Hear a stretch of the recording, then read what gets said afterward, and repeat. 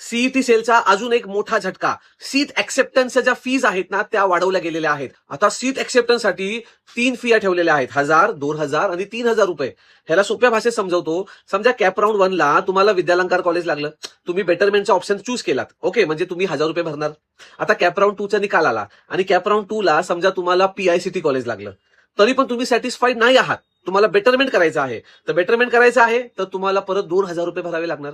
Cap round 3 ला तुम्ही गेलात, समजा तुम्हाला आता सीओईपी कॉलेज लागलं आणि तुम्ही कॅप राऊंड 3 ला सुद्धा सॅटिस्फाईड नाही आहात, तर तुम्हाला कॅप राऊंड 4 ला जायचं आहे, तर परत तुम्हाला 3000 रुपये भरावे लागणार. तर एवढं तुम्हाला कळतंय का? कॅप राऊंड 1 ला विद्यालंकार लागलं, 1000 भरा. कॅप राऊंड 2 ला समजा तुम्हाला पीआयसीटी लागलं, 2000 भरा.